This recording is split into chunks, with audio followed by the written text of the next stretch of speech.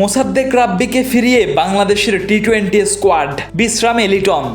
Test র্যাঙ্কিংয়ে অবনতি হলো বাংলাদেশের। ভারতের বাংলাদেশ সফরে নিয়ে দেখা যাচ্ছে আশার আলো। পাকিস্তানের বিপক্ষে 5 ম্যাচের ওয়ানডে সিরিজ খেলবে বাংলাদেশ। পান্ডিয়াকে পেতে আগ্রহী চেন্নাই সুপার কিংস, দৌড়ে আছে আরও 2 দল। সারাদিনে ঘটে যাওয়া ক্রিকেটের দেশি বিদেশি খবরগুলো এক নজরে দেখে নেওয়া যাক।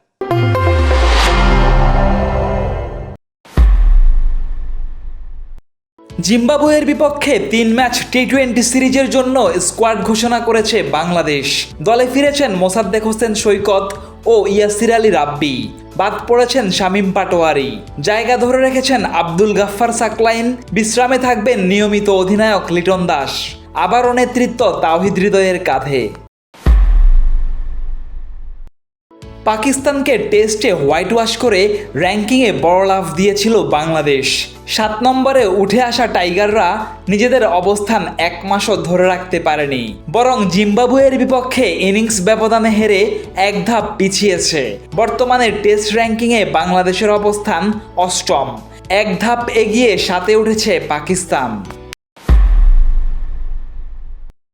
ভারতের বাংলাদেশ সফর নিয়ে সংকট অবশেষে কাটার পথে, অন্তত ক্রিকবাজের এক প্রতিবেদন সেটাই জানাচ্ছে। চলতি বছর সেপ্টেম্বরে সমান 3টি করে ওয়ানডে ও টি-20 খেলতে বাংলাদেশে আসতে পারে ভারতীয়রা। ইতোমধ্যে এই সিরিজের জন্য দরপত্র আহ্বান করেছে বিসিবি।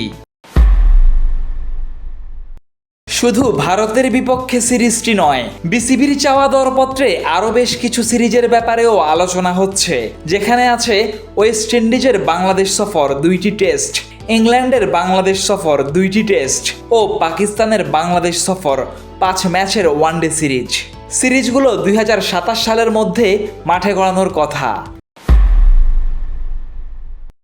মুম্বাই ইন্ডিয়ান্স ছেড়ে দিচ্ছে হার্দিক পান্ডিয়াকে, তবে এরপর থেকেই এই অলরাউন্ডারকে পেতে আগ্রহের কমতি নেই ফ্র্যাঞ্চাইজিগুলোর।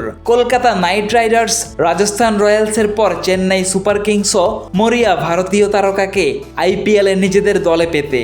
ফেসবুক, টুইটার, ইউটিউব সহ সামাজিক যোগাযোগ মাধ্যমে আমাদের ফলো করুন।